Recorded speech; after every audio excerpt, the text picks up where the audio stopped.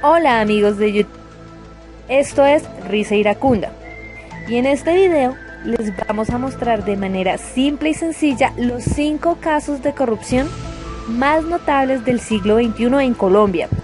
Los 5 casos que más le han hecho perder credibilidad a las instituciones del Estado y que han estafado a los colombianos.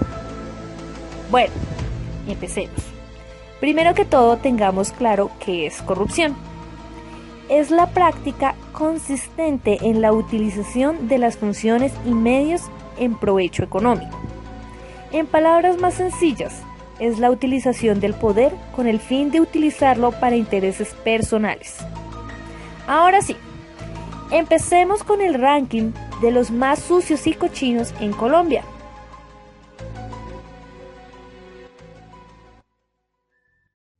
Número 5. Agroingreso Seguro. Se podría decir que fue un programa del gobierno de la época de Álvaro Uribe, impulsada por su ministrazo de Agricultura, Andrés Felipe Arias, alias Uribito, precandidato a la presidencia de la República en ese entonces, para impulsar el crecimiento y la competitividad de la agricultura de manera equitativa. Sí, escuchen bien, equitativa. ¿Cómo funcionaba? Los campesinos que tenían tierras se postulaban al programa para que se les diera subsidios a cambio de utilizar sus tierras y usarlos en programas como riego y drenaje. Hasta ahí, todo va bien. Pero el palo se fue torciendo. Cuando los subsidios caían en manos de reconocidos hacendados y empresarios de varias zonas del país. Como quien dice, plata llama plata. Mientras que al campesino humilde no le llegaba ni un peso, los subsidios le llegaban a personas de estos apellidos: Lacutur, Dangond, Dávila Fernández y los Vives Pinedo, empresarios exitosos de varias regiones. Adicional a esto, se encontraban personas relacionadas con la política de este país como los Sardi de Holguín, el exalcalde de Valledupar Rodolfo Campos Soto, entre otras bellezas. ¿Saben qué es lo mejor de este programa? Que aparte de estos humildes señores que viven en chozas, soportando las inclemencias del clima, se ganaban los subsidios ellos mismos, arrendaban sus tierras a su familia para que las pudieran pasar por propia y así reclamar un nuevo subsidio. Es decir, una gran extensión de tierra la dividían entre 2, 3 o 4 tierras para reclamar 2, 3 o 4 subsidios. Y los señores que administraban el programa de Agroingreso Seguro les soltaban la platica de nosotros los contribuyentes que inocentemente pagamos como deber de ciudadano. Ah, eso sí, es ser equitativo. Equitativo. En la actualidad, el señor Uribito se encuentra lejos de la candidatura presidencial, para fortuna de nosotros los colombianos, e irónicamente está pagando lo que hizo en otro país, buscando la manera para que no lo devuelvan a Colombia a pagar a lo criollo. Según la revista Cambio, el fraude de los Lacutur, los Vives, los Dangond y los Dávila Fernández llegó alrededor de los 12.000 millones de pesos. Eso es ser equitativo. Equitativo. Número 4. El carrusel de las pensiones en las fuerzas militares, el cual consiste en asignar pensiones de invalidez y vejez a personas que ni cumplen con la discapacidad física, ni cumplen con las semanas de vejez. Es decir, fácilmente un soldadito, bien sea un oficial o un suboficial, sin ningún tipo de discapacidad física, podía gozar de una jugosa pensión. A estos maravillosos defensores de la patria se les diagnosticaban discapacidades graves por motivos de combate en los cuales nunca estuvieron. Inclusive, les diagnosticaban traumas mentales no existentes. Eran loquitos sin serlo. Esta red le cobraba a cada soldadito mentiroso 20 millones de pesos para iniciar el proceso. Un soldado de 21 años se podía pensionar por invalidez sin ningún problema. Claro, tenía toda una vida para quedarse durmiendo en la casita. Por eso, con mucho cariño, les dedico esta canción a todos los soldados que lograron robarle el derecho a aquellos soldados que sí defendieron nuestro país.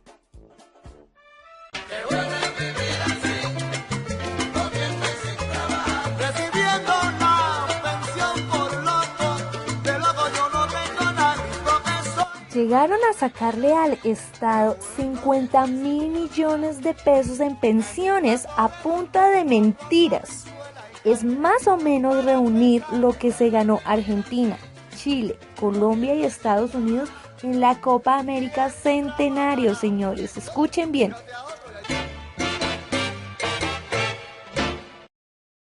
Número 3. El fraude de la DIAN. No sé si a esto llamarle fraude o también llamarle carrusel. De hecho, ¿ustedes alguna vez se han preguntado por qué se le llama carrusel a este tipo de estafas? Si ustedes se fijan, un carrusel es un círculo giratorio donde hay caballos, toros, patos y muchos otros animales tiernos. Fíjese que en la imagen de este carrusel nos encontramos con diferentes tipos de animales.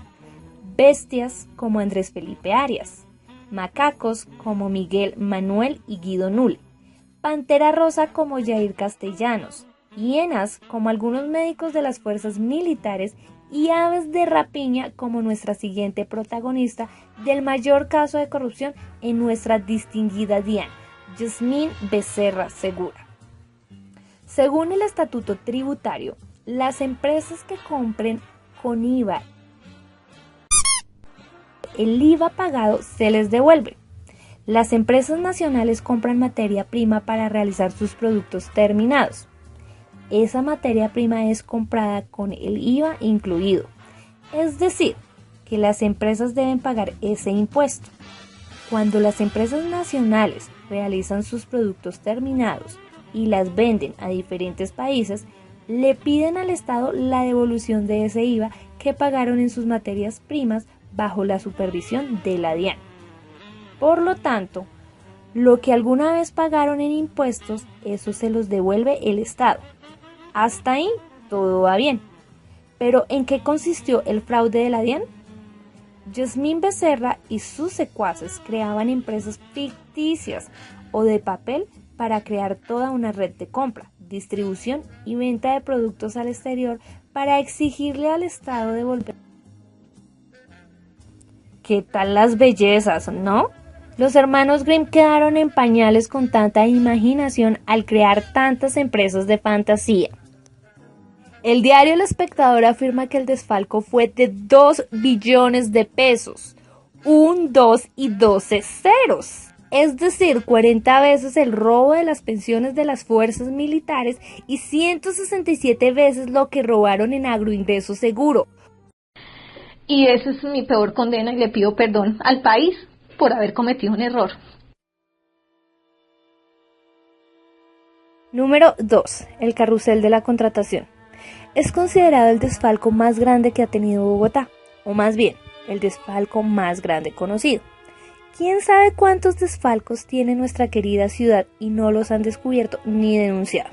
Bueno, este caso de corrupción se caracteriza por una serie de contratos adjudicados a una empresa para la realización de obras públicas, específicamente para la realización de la tercera fase de Transmilenio, que es la que actualmente se encuentra en toda la calle 26.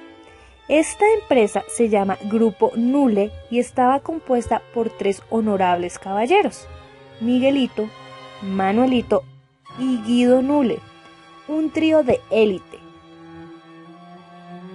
Miguelito y Manuelito estudiaron ingeniería civil, egresados de la prestigiosa Universidad de los Andes, y Guido es administrador de empresas egresado de la Pontificia Universidad Javeriana. Pobrecitos, ¿no? Casi no tuvieron educación.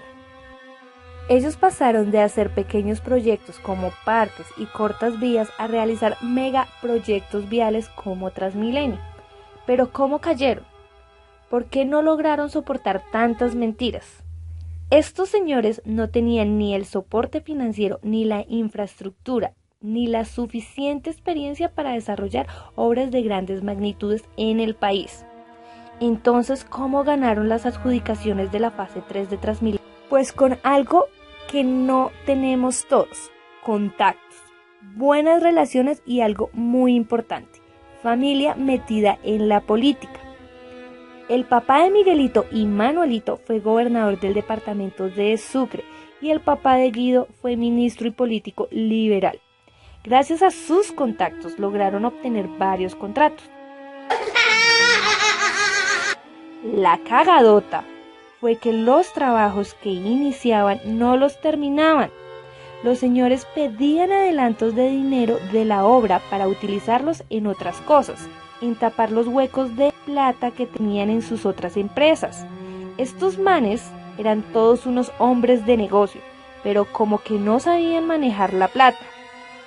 Toca que se lean Padre Rico y Padre Pobre a ver si les ayuda con algunos de sus principios básicos, para que vean que hasta los que tienen mejor educación también les fallan los principios y valores.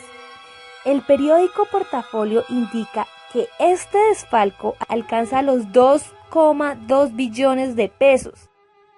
Qué lástima nuestra ciudad, con tantas calles y barrios por mejorar.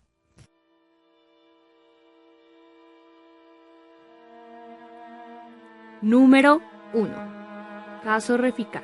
Un proyecto de modernización de la refinería de Cartagena, considerado el caso de corrupción más grande que ha tenido Colombia en su historia, sobrepasando los tentáculos del famoso caso Odebrecht. Es más, si comparamos el caso Odebrecht, Colombia, con el caso Reficar, Odebrecht sería un ratón y Reficar sería un elefante. A propósito, muy blanco. Un elefante blanco como la construcción del deprimido en el norte de Bogotá, pero 100 veces más costoso. La característica principal de este desfalco es que el proyecto de modernización de la refinería de Cartagena costó el doble de lo que se había planeado inicialmente. Costó un 100% adicional. Pero, ¿qué fue lo que ocurrió? La empresa que estaba a cargo de la modernización de la refinería de Cartagena, llamada Glencore, empresa suiza de minería, nunca había realizado un proyecto de modernización de refinería. No tenía la experiencia y además suspendió el proyecto en el año 2009, argumentando que se habían fregado por la crisis económica mundial de la época. Por lo tanto, se fueron, dejaron el proyecto vuelto mierda. Y lo peor de todo es que ninguno aquí en Colombia cobró una indemnización por haber dejado el mierda. Les habían pagado a la prestigiosa firma Glencore un adelanto de $590 millones para el proyecto. Se fueron con plata y nadie hizo nada. El proyecto lo continuó la firma CBI Colombia S.A., el cual tenía un capital de 230 millones de pesos para continuar con la obra, un valor ridículamente bajo para iniciar obras de grandes magnitudes en el país. ¿Cómo logró esta empresa ser adjudicada? Y eso no es lo peor. Cuando CBI Colombia estaba ejecutando el proyecto, los anticipos de dinero iban y venían. Por su polémica modalidad, se le giraban anticipos de dinero cuando ellos se les diera la gana pedirlos. Según la Contraloría General de la República, el detrimento patrimonial, la pérdida de recursos de nuestro país en este proyecto fue de 17 billones de pesos, un valor equivalente a la construcción de la primera línea del metro subterráneo de Bogotá y equivalente a 6 veces lo que cuesta la modernización y ampliación del aeropuerto El Dorado, según la revista Semana. Bueno amigos, este fue un breve video sobre los casos de corrupción que más han mandado a Colombia y a los colombianos al carajo por la incompetencia de sus servidores públicos. Solo nos hizo falta mencionar algunos otros casos de corrupción. Se pueden contar con los dedos de la mano, pues Colombia ha tenido muy pocos casos como las adjudicaciones sucias de Odebrecht, el soborno de Jorge Bretel con la justicia, el voto manchado y sucio de Gidis Medina, los contratos y la hambruna en La Guajira, los contratos de la alcaldesa de Ocaña, el cartel de la chatarrización de vehículos, los sobornos de la Contraloría de Bogotá, los contratos en el CAS, los proxenetas en la Policía Nacional, las reclamaciones reclamaciones falsas de la salud en el Ministerio de Protección Social, los desvíos de Interbolsa, los falsos enfermos de hemofilia en el POS, las falsificaciones de la Secretaría de Movilidad de Medellín, la pirámide de las libranzas, los contratos en el Hospital del Valle, los contratos a dedo de las alcaldías locales de Bogotá, los sobornos en la policía de Barranquilla, las apropiaciones de dinero del alcalde de Mogotes, los dineros del proceso 8000, entre otros más.